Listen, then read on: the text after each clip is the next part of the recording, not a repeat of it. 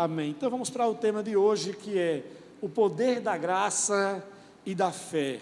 Repitam comigo: o poder da graça e o poder da fé.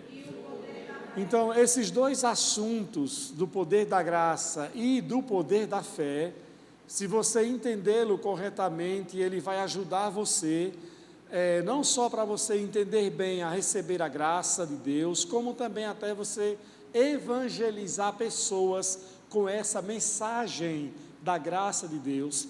E nós vamos também falar um pouco sobre a fé. Em Efésios capítulo 2, abra comigo por favor a sua Bíblia. Em Efésios capítulo 2, nós temos aqui um texto na palavra, onde está escrito em Efésios 2, versículo 8, diz-me assim: vocês são salvos pela graça, por meio de que, amados? Da fé, e isso não vem de vocês, isso é o que, amados? É uma dádiva de Deus, diga aleluia. Então vamos lá, mais uma vez, salvos pela graça, por meio da fé. Entenda isso na sua vida: eu sou salvo pela graça de Deus. Então, quando alguém perguntar, você é salvo? Você não fala bem assim, um dia eu serei. Você fala, não, eu sou. E você é salvo? Como você é salvo? Você que vive assim, você que fez isso, você que andou errado, você fala, eu sou salvo pela graça. E neste caso aqui, a graça é o favor imerecido, ou seja, nós não merecíamos. Ninguém aqui merecia a salvação. Pastor, mas eu era tão bonzinho. Mesmo assim, você não merecia a salvação. Por quê? Porque o ser humano, por natureza, ele é o que, amados? Pecador. Por que ele é pecador? Porque Adão, o primeiro homem, pecou. E todos que descendem do homem de Adão, todos são o quê? Pecadores. Por isso o homem já nasce no pecado, e Davi disse, no Salmo 51, disse o salmista Davi, em pecado eu nasci, não porque ele fosse filho de um adultério, de alguém que havia pecado, adulterado, e ele então estava se referindo a isso. Ele entendia que a sua natureza era a natureza de um homem pecador. Essa é a condição do homem sem Deus. Mas quando a palavra de Deus chega o que, amados? A graça de Deus, e então nós somos salvos pela graça. Em algum momento da sua vida, você abriu o seu coração e a graça de Deus lhe resgatou. Quantos podem dizer amém? Agora, como assim a graça de Deus foi lá e ela me resgatou automaticamente por um ato único de Deus? Foi isso? Foi um ato único de Deus em me salvar? Ou teve a sua parte?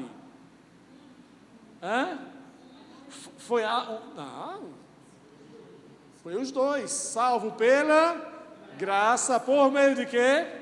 Da fé. Então você teve fé em Jesus como seu único e suficiente, amado Salvador, e fez dele o seu Senhor. Por isso que é uma dádiva de Deus pela graça, mas é por meio de quê? Da fé. Então a graça de Deus está disponível para salvar todos os homens. Todo ser humano, ele está aí pronto a qualquer hora que ele pode ser salvo, mas ele não é salvo automaticamente. Para ser salvo, precisa de quê, amados? Da fé em Jesus. João 3,16, Deus amou o mundo de tal maneira que deu o seu Filho unigênito, para que todo aquele que, o que, amados? Que nele crê, não pereça, mas tenha a vida eterna. Para todo aquele que nele crê. E quem não crê será condenado. Marcos 16, ide por todo mundo, pregai o evangelho a toda criatura. E o que, amados? Quem crê e for batizado será o quê? Salvo. E quem não crê, condenado. Diga misericórdia. Então, a salvação pela graça é um ato único de Deus, disponível para todo ser humano, mas só pode ser recebido pela fé em Jesus. Nenhum santo da Igreja Católica pode salvar ninguém. São Paulo, São Benedito, Maria, Aparecida, Cida, quem mais? Santo Antônio, olha como ela lembra. São Pedro, pescador, da onde ela fazia parte, ali, na igreja de São Pedro, pescador. Nem São Pedro, Nossa Senhora de Fátima, de Lourdes, nenhum santo. A Bíblia diz que só há um. Atos 4:12, e esse é Jesus. Só há um, e esse é Jesus. Mas esses outros não são santos, sim. Todos que entenderam a obra de Cristo e aceitaram, todos eles são santos aos olhos de Deus, mas não santos na condição de ser um intermediário entre Deus e o homem, muito menos para se tornar um ídolo para o ser humano. Todos eles são santos e estão no céu com Deus, assim como tantos outros que já aceitaram a fé em Jesus. Segundo Coríntios 5:21, diz que aquele que não conheceu o pecado, Deus o fez o quê? Pecado por nós, para que nele fôssemos feitos justiça de Deus. Então, na hora que você diz sim para Jesus, você é justificado, não de alguns, mas de todos os seus pecados. E a palavra diz em Romanos 5:17 que agora já não há mais nenhuma condenação para aqueles que estão em Cristo Jesus, porque as coisas velhas já passaram e tudo se fez novo. Através do novo nascimento, você é um novo homem e uma nova mulher. Amém? Agora você tem uma nova natureza, mas as pessoas que estão no mundo, elas continuam carecendo de salvação. E nós precisamos fazer a aplicação correta dessas duas coisas. Tanto a aplicação correta da graça de Deus, como a aplicação correta da fé. Mas a graça de Deus é algo tão maravilhoso que ela não é restrita somente para a salvação. A graça de Deus também tem outros benefícios para a nossa vida. Amém, queridos? Amém. Quantos aqui, em um momento difícil, já disse bem assim: meu pai, está tão difícil, mas a graça de Deus tem o quê? Me sustentado. Quantos têm vivido assim?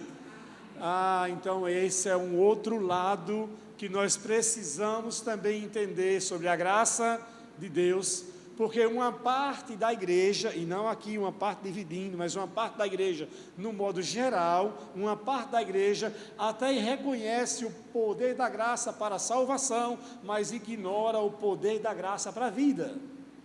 E Romanos também, 5,17, diz que se pela dada justiça nós nos tornamos um em Cristo, por meio da graça, nós podemos fazer o que, amados? Reinar em vida.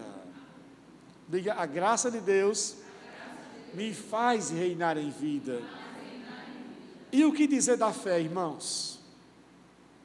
A fé também é esse elemento essencial para a nossa salvação, mas a fé não deve se aplicar somente para a salvação. Nós aqui somos hoje a palavra da fé e enfatizamos bastante o que, amados? A fé. Se as pessoas não entenderem corretamente o poder da graça e o poder da fé, elas vão perecer, porque a Bíblia diz que o povo perece por falta de conhecimento. Então nós precisamos entender, até mesmo o ateu, mais ateu que existe, em um determinado momento da sua vida, ele vai ter a oportunidade de dizer sim ou não para Deus, de buscá-lo ou rejeitá-lo. Todo ser humano tem esse start, aonde um dia a salvação vai bater em sua porta. Dizem que Cazuza, que era homossexual, que estava morrendo com AIDS, nos seus últimos dias de vida foi assistido por uma enfermeira cristã. E ele chegou para ela e perguntou: será que Deus me perdoa de todos os meus pecados? Ela disse: sim, com certeza. É só você se arrepender que Deus o perdoa de todos os seus pecados. A decisão que ele tomou eu não sei, mas eu sei que a oportunidade ele teve e ele ouviu. Irmãos, nós não fazemos ideia de como as pessoas, elas, no leito da dor, em um momento X na vida delas, elas têm a oportunidade de dizer sim ou não. Para quem? Para Deus. Todo ser humano tem. Sabe por quê? Porque nenhum ser humano, no dia do juízo, vai poder se chegar diante de Deus e dizer bem assim: mas eu nunca ouvi falar, mas eu nunca tive a oportunidade, porque a Bíblia diz em Romanos que até a natureza, ela dá testemunho da bondade de Deus. Todo ser humano vai ser não vai ter desculpa quando chegar diante de quem? De Deus. Lembra de quando Jesus, ainda sem ter morrido, sem ter feito a sua obra de redenção, falou sobre o homem rico e sobre Lázaro, que ambos morreram e foram então para lugares diferentes. E quando Jesus então diz assim: olha, o homem rico, ele teve a sua chance, e ele disse o quê? Ele disse não.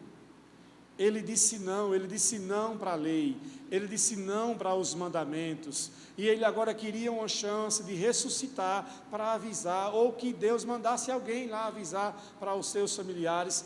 E o Senhor disse que ele tem a lei e os profetas, que ouçam, porque naquela época era o que eles tinham, era a lei e os profetas, mas todos nós hoje temos a graça de Deus. Agora, como cristãos, o que nós podemos fazer é anunciar essa graça, essa salvação para o mundo que está caído e afundado no pecado.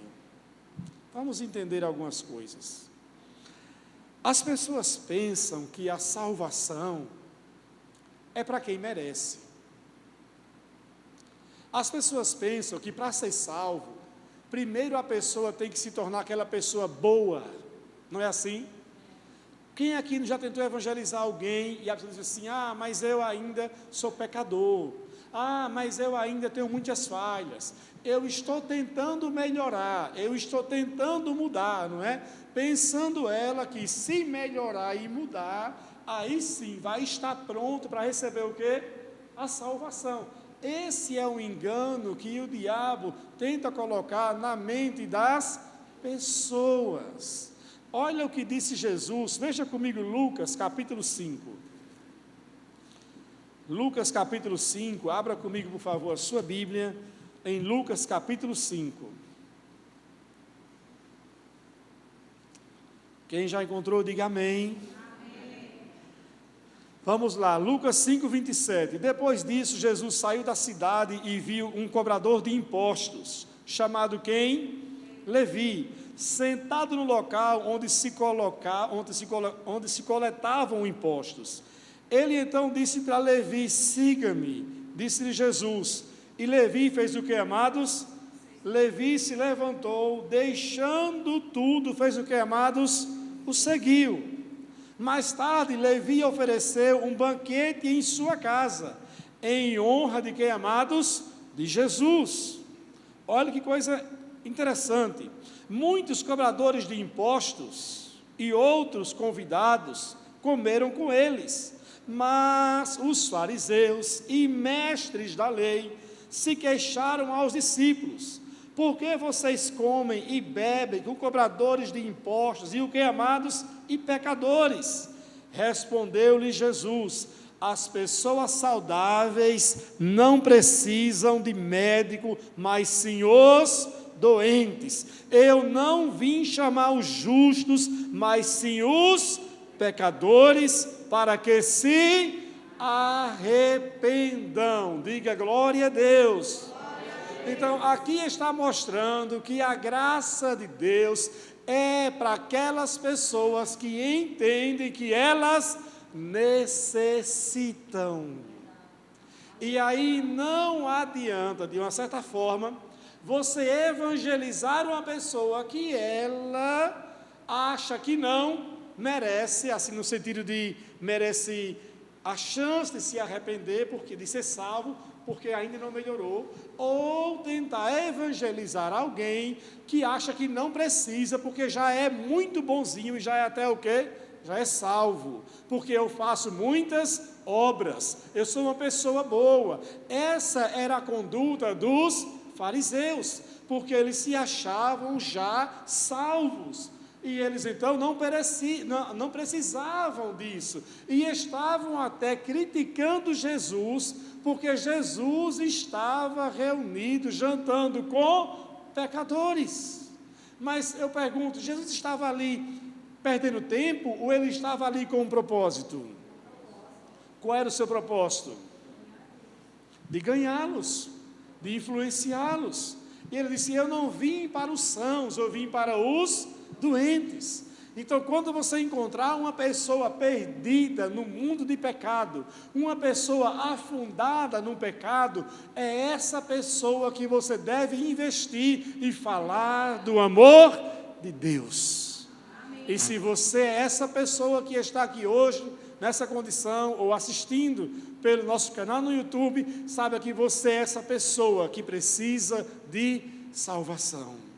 Se você está andando em caminhos errados, se você de repente se afastou dos caminhos do Senhor e você fala, meu Deus, eu estou desviado, não tem mais jeito para mim.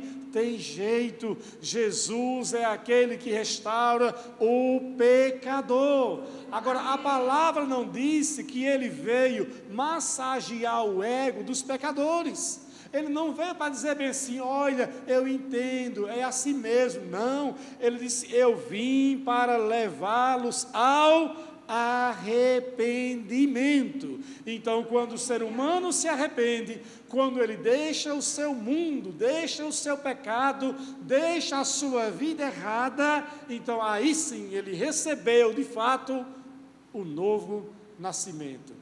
Vamos mostrar alguns casos. Primeiro, hoje, vamos falar daquela mulher que foi pega em adultério. João capítulo 8. Veja que situação. João capítulo 8, versículo 1. Jesus voltou do Monte das Oliveiras, mas na manhã seguinte, bem cedo, estava outra vez aonde, amados? No templo. Guarde bem isso, ele estava no templo. Logo se reuniu uma multidão, e ele sentou e começou a fazer o que, amados? A ensinar. Então os mestres da lei e os fariseus lhe trouxeram uma mulher pega em adultério. Logo de manhã cedo, essa abençoada já estava aprontando. E a colocaram diante de que, amados? Diante da multidão. Imagine que constrangimento. Imagine que vergonha. Sim ou não? Sim. E naquela época, naquela cultura, a coisa era bem pior. E se fosse hoje, já estava na internet. Rapidinho, pronto. O mundo todo sabendo. Aí agora eles dizem, mestre, essa mulher foi pega em ato de adultério. Disseram eles a Jesus, a lei de Moisés ordena que ela seja o quê? Apedrejada. O que o Senhor diz? Eles estavam certos ou errados? Certos ou errados? A interpretação deles era correta da lei ou errada? Corretíssima. E essa mulher, pega em adultério, ela já recebeu a graça de Deus antes de Jesus abrir a boca.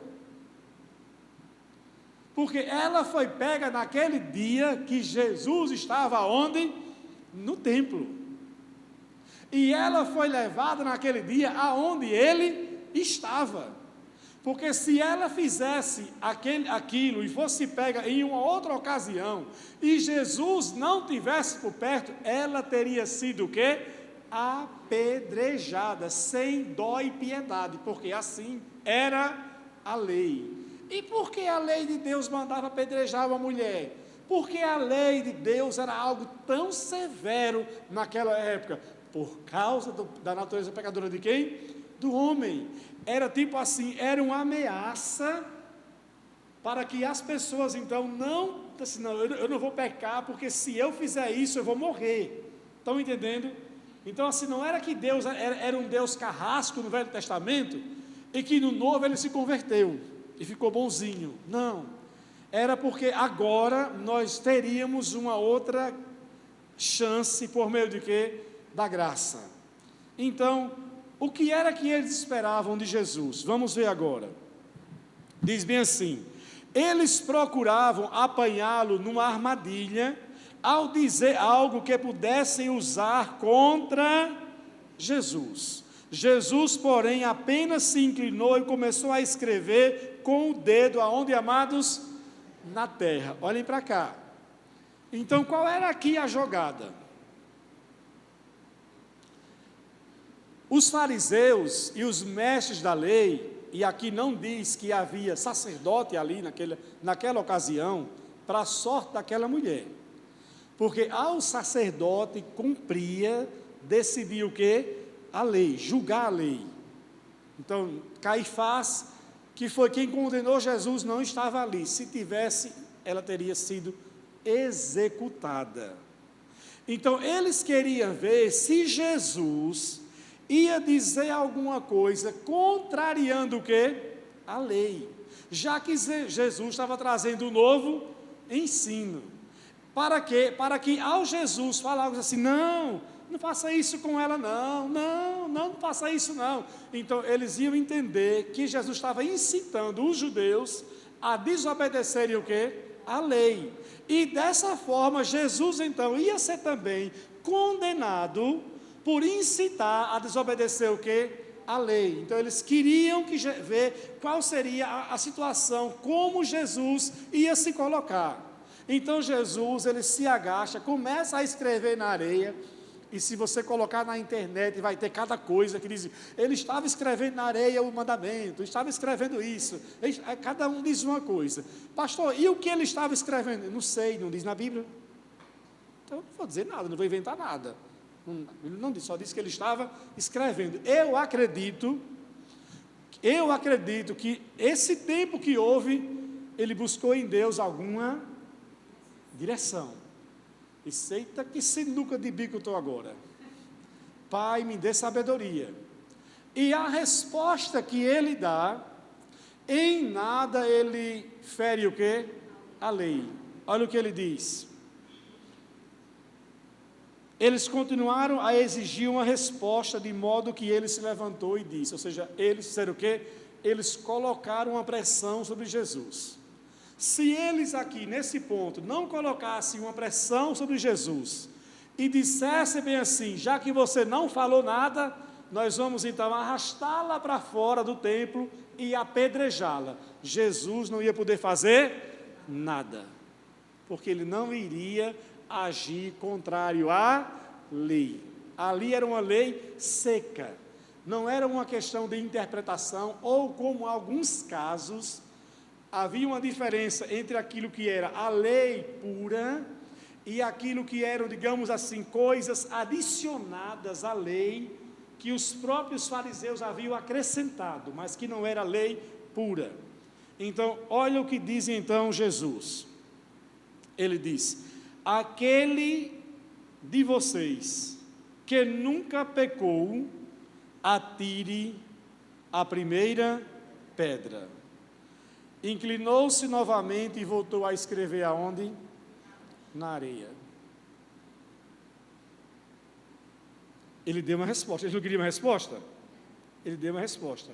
Agora, ele deu uma resposta que eles esperavam? Não.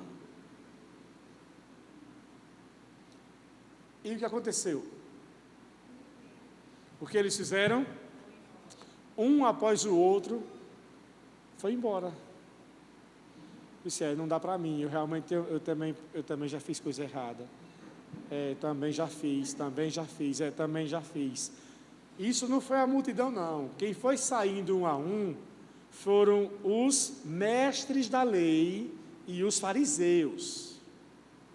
Esse queriam tumultuar a situação. Então todos eles saíram de cena. Agora imagine como ficou o coração dessa mulher, porque ela sabia que ela ia morrer. E o que ela esperava de Jesus agora? Já que aqueles que saíram não atiraram pedra porque tinham pecado. Jesus não tinha pecado. Era o único que poderia mandar uma pedrada nela. E o que saiu dos seus lábios? Diga comigo, a graça de Deus.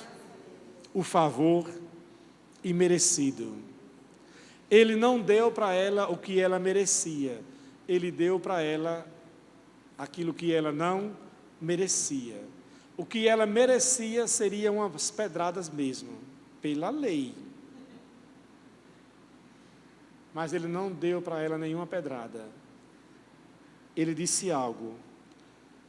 Ele disse bem assim para a mulher: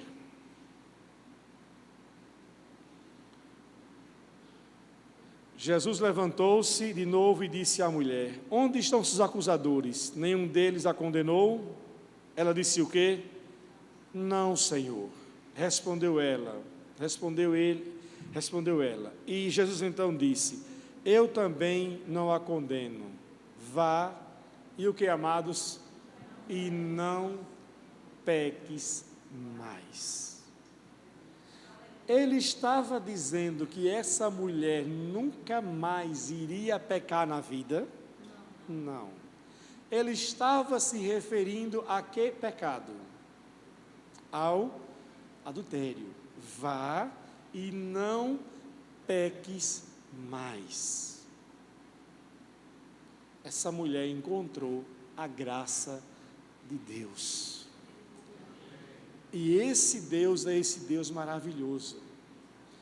E as pessoas confundem a graça e a misericórdia com um amor camuflado de permissão para fazer as coisas erradas. Mas Deus, Ele me ama.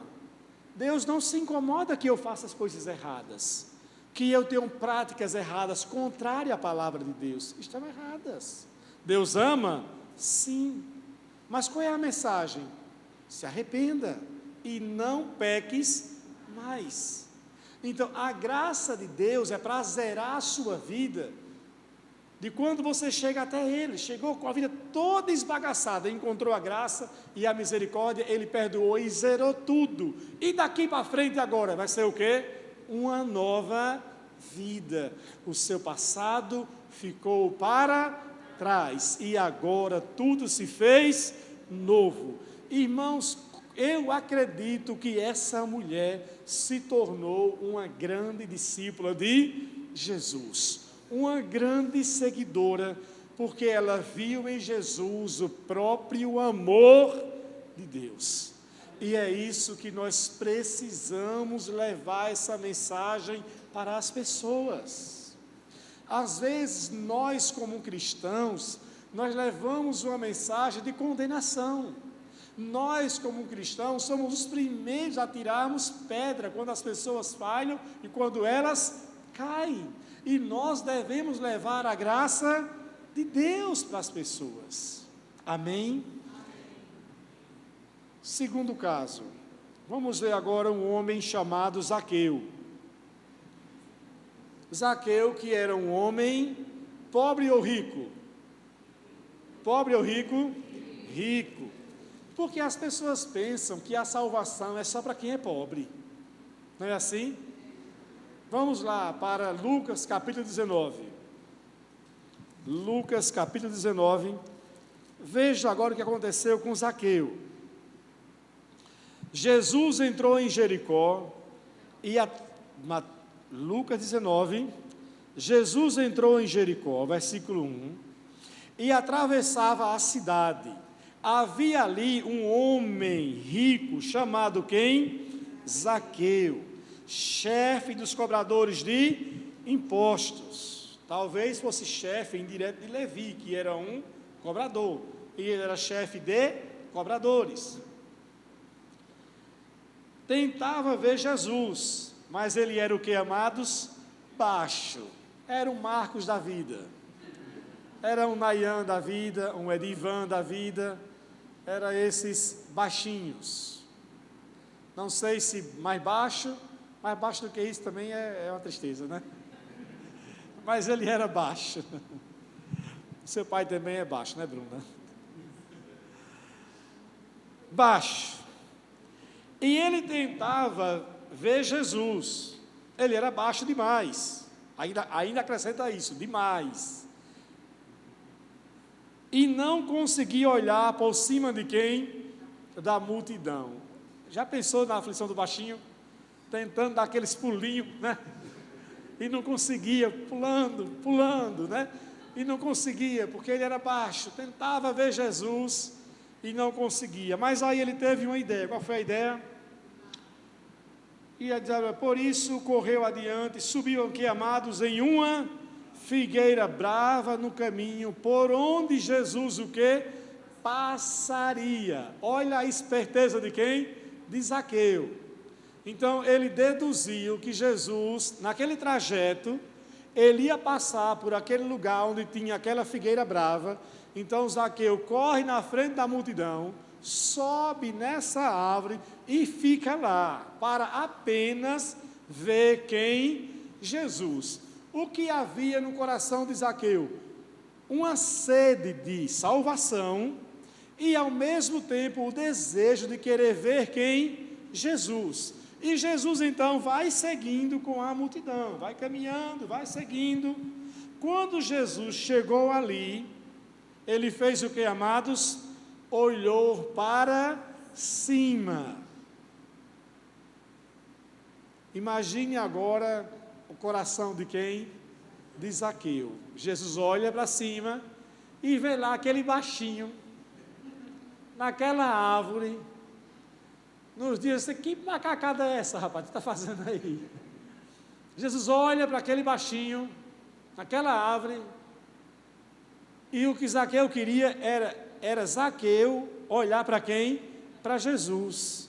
Talvez ele nem esperasse que Jesus olhasse para quem? Para ele.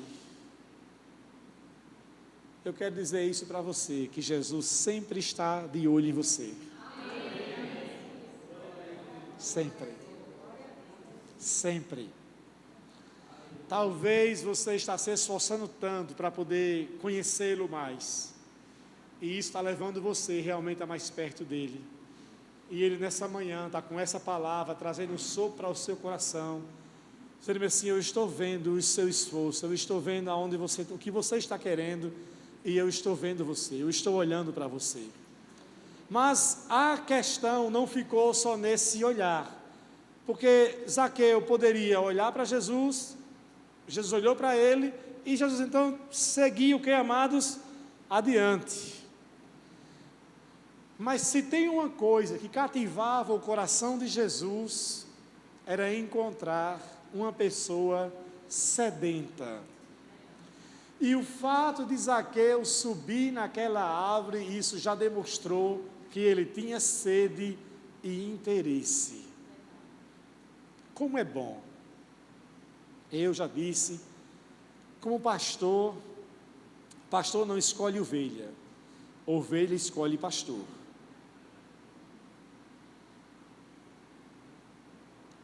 Às vezes a pessoa fala bem assim: pastor, eu vou embora porque meu tempo aqui acabou, aqui, eu estou indo embora, não quero mais ficar aqui. Bem, fazer o quê? Vai em paz. Mas já pensou se o pastor chega assim e fala para a ovelha: ô amado ovelha, o seu tempo aqui acabou, pode ir, viu? Eu não quero você aqui mais não. Já pensou como seria?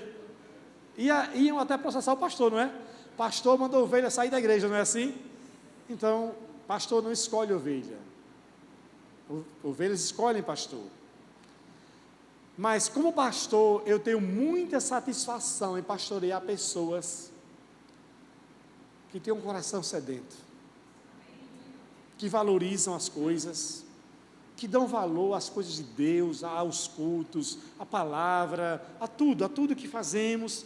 Fala, nossa, que bacana. E eu sei que Jesus, amados, ele estava olhando pela mesma linha, ele viu o coração de Zaqueu, mesmo baixo, e ele não viu a sua limitação como um impedimento, ele procurou algo para superar a sua limitação. Porque tem pessoas que têm uma limitação e elas fazem da limitação um impedimento, ou colocam na limitação uma desculpa. Não é assim?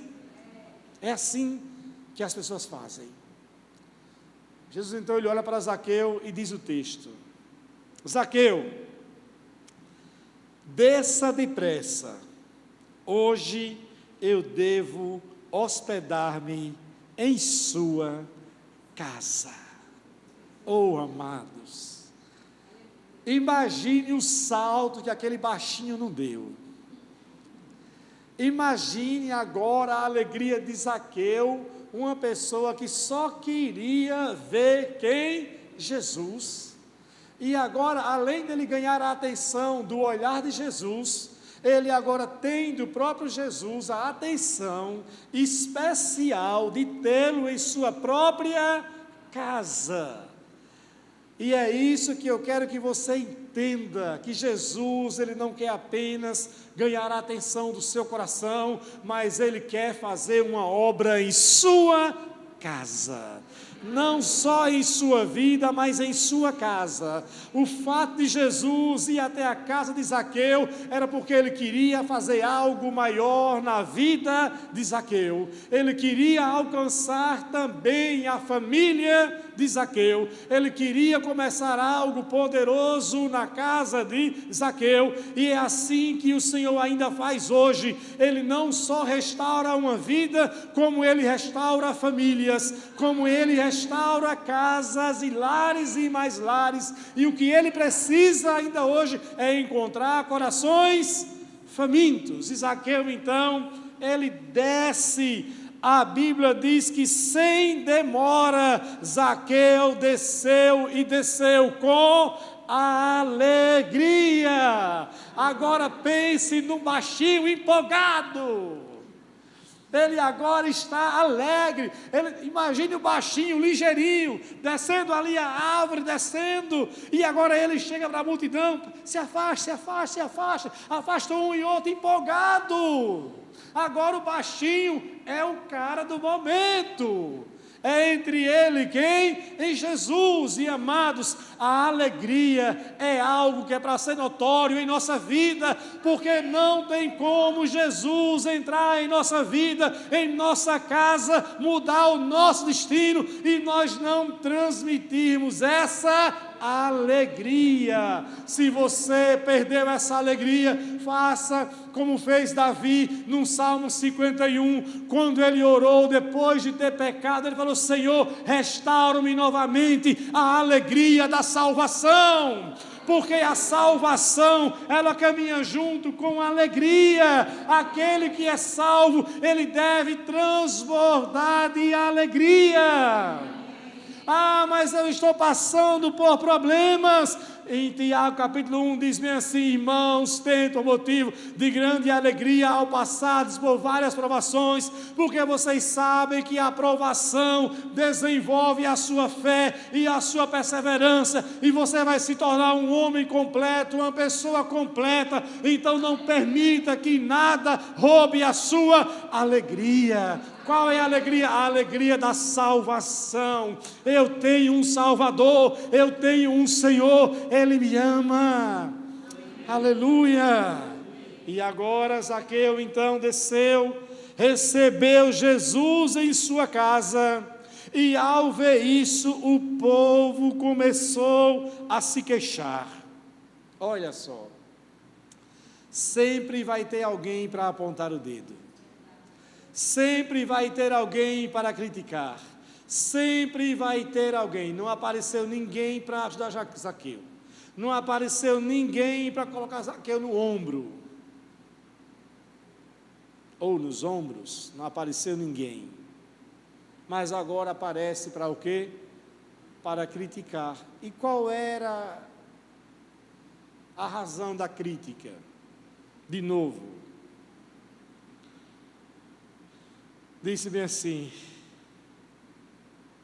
ele foi se hospedar na casa de que, amados? De um pecador. Ele foi se hospedar na casa de um pecador. Então, as pessoas sabiam que Zaqueu era um pecador. E Jesus decidiu entrar na casa de um pecador. Isso mostra que Deus, Jesus, não faz acepção de pessoas. Ele vai de encontro a qualquer que seja o pecador. Agora, a resposta que o pecador vai entrar após o encontro com ele, aí é outra história. E qual foi a resposta de Zaqueu? Enquanto isso, Zaqueu se levantou e disse o quê? Senhor, darei metade das minhas riquezas aos pobres. E se eu explorei alguém na cobrança de impostos, devolverei 4 vezes mais. Será que ele estava falando de boca para fora? Será que ele estava tentando impressionar Jesus? Será que ele disse isso porque Jesus pregou para ele, falando que se ele quisesse receber a salvação, ele deveria fazer isso? Não. E por que Zaqueu disse isso? Porque eu acredito que Zaqueu ficou constrangido com o amor de Jesus. Sobretudo, o amor de ir até a sua casa, entrar na sua casa. Então, Zaqueu deu uma resposta a esse amor. E isso mostrou no coração de Zaqueu um arrependimento voluntário. Ele nem precisou ouvir um sermão. Ele nem precisou ouvir uma pregação. Ele apenas espontaneamente colocou para fora esse seu desejo. Olha o que é uma pessoa entender que necessita da graça de Deus. Em contrapartida, em Lucas capítulo 10, nós encontramos um jovem rico, que esse se achega até Jesus, e ele se apresenta para Jesus como alguém que queria seguir Jesus. E Jesus diz então para ele: você quer me seguir? Faça uma coisa. Faça o quê? O que disse o Senhor para ele? Pegue os seus bens e faça o quê? Venda, dê aos pobres e o quê? E siga-me. E o que ele fez? Ele se entristeceu e não fez isso, porque ele tinha muita riqueza, ou seja, ele não estava disposto a abrir mão diante de tamanha salvação. Amados, escute isso, todos nós necessitamos de salvação. Diga: eu preciso da salvação. Diga: a salvação é um presente de Deus para a humanidade.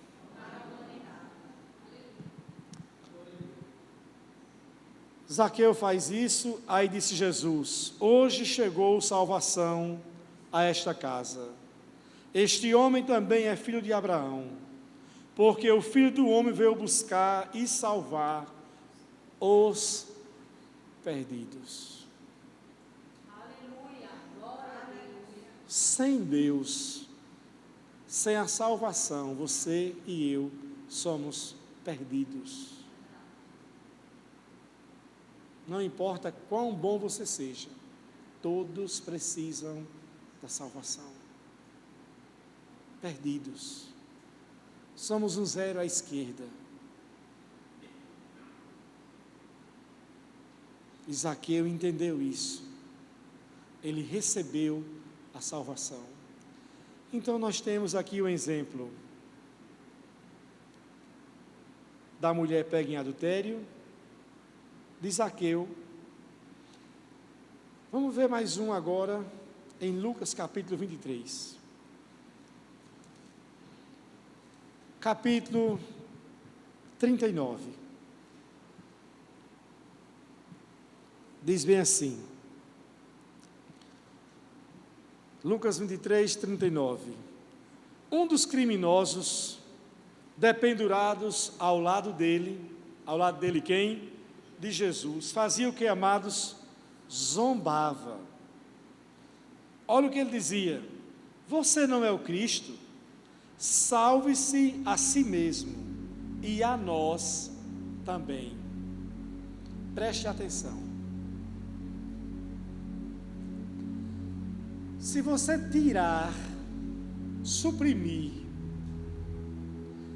essa parte no versículo que diz bem assim, que ele zombava de Jesus, ele estava dizendo tudo certo, mas estava agindo da maneira errada. Porque se você tirar a parte que diz que zombava dele, e se você pegar a fala só, quando ele diz bem assim, você não é o Cristo, salve-se a si mesmo e a nós o quê? Também. Olha só, salve a nós também, nos salve. O que teria acontecido com esse homem? Ele teria sido o que, amados? Salvos. Oh, amados, e quantas pessoas não se perdem porque elas não acreditam em Deus. Elas até conhecem um pouco da verdade, mas elas zombam de Deus, zombam da fé, zombam dos cristãos, zombam da igreja evangélica, zombam de pastores, zombam de padres, tiram ondas, agridem, e até mesmo os símbolos da igreja católica, que em si não salva, mas são símbolos de uma fé, e as pessoas acabam zombando, acabam criticando, pessoas que carecem da salvação. E esse homem estava aqui nos seus últimos instantes de vida. Esse homem, ele foi um ignorante, ele foi um estúpido, porque o seu destino eterno poderia ser mudado para sempre. Claro, o eterno mudaria para sempre. Se ele fosse um pouco inteligente, o que custaria para ele acreditar que Jesus era o Salvador?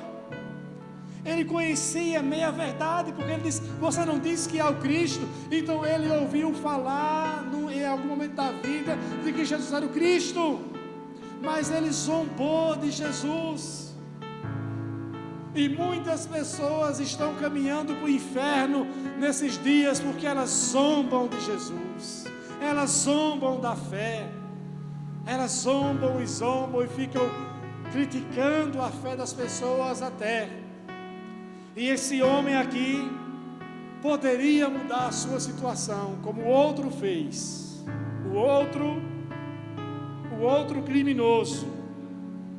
Ele repreendeu aquele homem e disse, você não teme a Deus, nem mesmo ao ser condenado à morte. Ele ainda recebeu o que, amados? Mais uma chance, não só uma chance, como uma advertência, de dizer bem assim, é verdade, eu estou agindo como louco, peraí, é verdade, eu estou sendo insensato, eu já estou prestes a morrer, eu não deveria agir assim. Mais uma vez, ele teve a chance, mas ele continuou na sua cegueira e na sua tolice.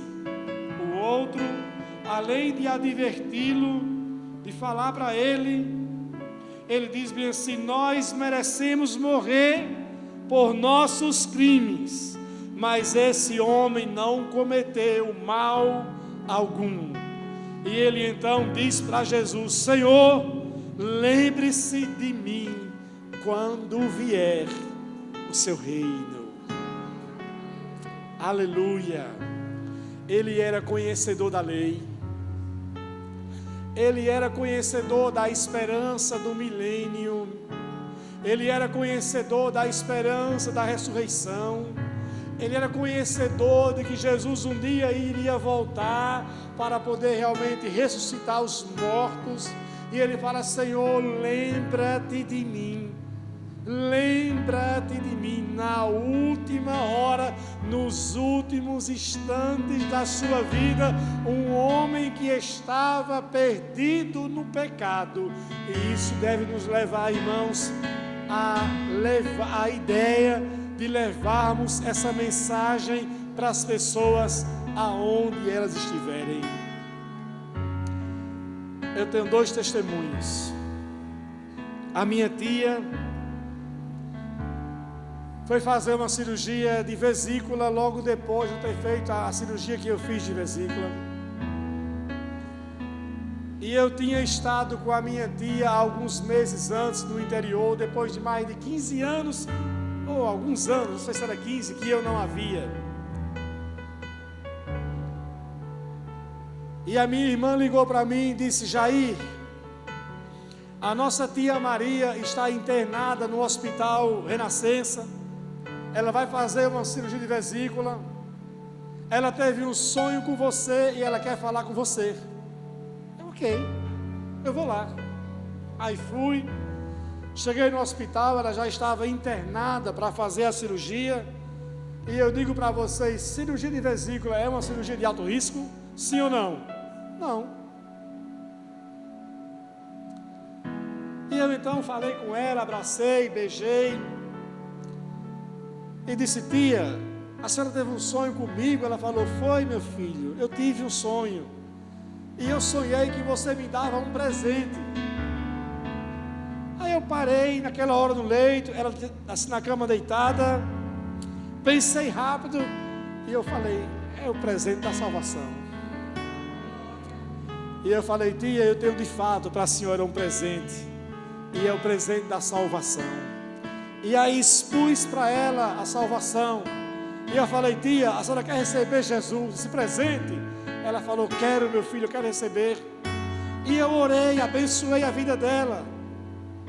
Depois conversei mais um pouco, e quando eu já ia saindo do hospital, ela disse: Jair. Aí eu falei: oi, tia. Ela disse: quando você for no interior, diga para todo mundo que eu aceitei Jesus de coração e de verdade, e que quando eu sair do hospital, eu vou servir a Deus com todo o meu coração. Eu falei: amém, tia, vai ser isso mesmo. Depois dali, ela foi para o centro cirúrgico e faleceu.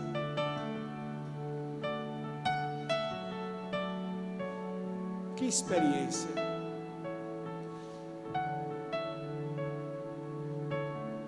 Um futuro eterno decidido em alguns instantes. A minha irmã, com 46 anos, em julho de 2014, infartou no interior, foi para o hospital de Glória, tentaram fazer alguns procedimentos, conseguiram, transfere ela para o hospital de Aracaju às pressas. Ela vem também, aliás, ela foi para o cirurgia, a minha tia foi na Renascença, e eu corri para o hospital. Quando a ambulância chegou, eu estava lá, tiraram ela da maca no hospital, da ambulância, e eu falei com ela, ela lúcida, eu falei: Leide, você tem certeza de sua salvação em Jesus? Tenha, meu irmão. Você está bem com Jesus? Estou. Então fica tranquila, estamos orando de você. Ela entrou. Na manhã seguinte eu fui para o hospital, não podia acompanhá-la, mas eu entrei, visitei ela entubada, E a médica disse: olha, seu Jair, pastor, nós passamos a madrugada toda tentando contornar o quadro clínico da sua irmã, mas está muito complicado. Coração, anemia profunda, tantos problemas, está muito complicado. O quadro da sua irmã é muito crítico. Eu falei, mas duas coisas. Primeiro, ela tem a certeza da salvação dela. E a segunda coisa, nós cremos no milagre. E ali eu saí do hospital, fui para casa. Quando morava na Aruana, na época, quando parei, entrei com o carro em casa, a minha sobrinha ligou e falou: tio Jair, venha para o hospital que a minha irmã faleceu. Por dentro, triste pela partida de uma pessoa com 46 anos de idade, mas pelo outro lado feliz, porque ela estava bem com Deus na sua fé em Jesus. Irmãos, nós não podemos perder tempo, irmãos. As pessoas estão caminhando para o inferno e a gente convivendo com elas de boas, sem advertir, sem falar, sem testemunhar. Mas eu estou orando, é uma boa orar, mas a oração não é tudo. Paulo, quando já estava prestes a morrer, e uma pessoa quando está para morrer, e sabendo que vai morrer, e Paulo sabia que a sua hora já estava chegando, por isso que ele disse, eu combati o bom combate, ele falou isso em vida, na reta final, eu combati o bom combate, eu encerrei a carreira e guardei a fé.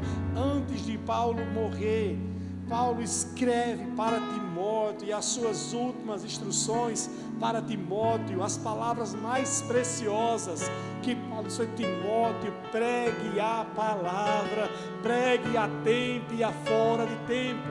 E nós temos irmãos, nós temos pais, nós temos ou filho, ou cunhado, ou cunhada, colegas, amigos, vizinhos, e nós estamos adormecidos na fé. Porque eu já falei uma vez e disse não. Porque eu já convidei uma vez e não quis ir para a igreja. Porque já sabe o caminho. Irmãos, não é a questão de saber o caminho. A Bíblia diz que nós somos sal, nós somos luz. Nessa terra nos compete pregar a palavra de Deus a tempo e a fora de tempo, quer eles ouçam ou não. E se nós não pregarmos, a Bíblia diz que as próprias pedras clamarão. E nós não estamos pregando, como disse Filipe aqui, nós estamos hoje defendendo um viés político com muita mais avidez, intrepidez e ousadia do que a fé em Jesus. Pessoas que postam muito mais as suas convicções políticas do que a palavra de Deus. Mas eu tenho vergonha. Paulo disse: eu não me envergonho do Evangelho, porque o Evangelho é o poder de Deus. É o poder de Deus. As questões políticas são importantes, sim, vivemos no mundo e estamos no mundo, mas acima disso é a nossa fé em Jesus. Nós precisamos testemunhar da nossa fé em Jesus. Nós precisamos usar as ferramentas, as redes sociais, tudo que nós tivermos ao nosso alcance para testemunharmos de Jesus.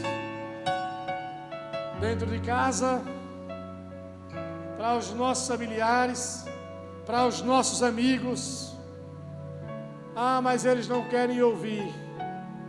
Mas continue pregando, continue lançando a palavra. Como eu já disse, eu fui evangelizado em uma boate, num lugar improvável, por uma pessoa desviada, um outro improvável, e eu aceitei Jesus e ele se reconciliou. Hoje eu sou um pastor, e se aquele rapaz não tivesse pregado para mim a palavra, eu estive à beira de cometer um suicídio, porque eu perdi o emprego. Eu estava no apartamento, no condomínio Esteira do Mar, na praia, na casa dos pais desse amigo meu. Ele morava com os pais e eu desiludido, frustrado por ter perdido o emprego na Ultragás, desanimado. Um cara que trabalhava em oficina, trabalhava numa dureza braba, agora para conseguir um emprego na Ultragás, para ter plano de saúde, ter salário, de refeição, alimentação, benefício, tanta coisa boa. Eu perdi o emprego, passei na entrevista e eu perdi os documentos. No dia para ser contratado, perdi os documentos, não achei um documento sequer. E o rapaz disse: você tem até 2 da tarde para me trazer os documentos, então você vai perder a vaga. E eu não achei os documentos, perdi o emprego. Fui à noite para a casa dele e o diabo colocando, bombando na minha mente, bombando: você nunca nasceu para nada, você não vai ter nada, você não é nada, você não vai ser ninguém, você nunca vai ter nada. E eu chegava na janela do quarto dele, olhava assim e vinha a sugestão: pula e acaba com a sua vida. Não estou dramatizando, estou falando de sentimento que passou na minha mente. E o amigo, percebendo, me trouxe para perto, falou de Jesus. E eu me entreguei para ele dia 3 de agosto de 1993, sem nem imaginar o que Deus estava desenhando para a minha vida. Tantas pessoas, irmãos, que podem ter o futuro mudado para sempre, através de uma palavra dos nossos lábios. Não importa quanto essa pessoa está afundada no pecado. A Bíblia diz em Romanos que onde abundou o pecado, em Romanos 5:20, superabundou a graça de Deus. Você conhece alguém, está na bebida, nas drogas, está nos caminhos errados, em práticas erradas? Continue pregando a palavra. Onde abundou o pecado, superabundou a graça. A nossa parte é semear a palavra, a parte do Espírito Santo é convencer os corações com a palavra que nós semeamos nas pessoas.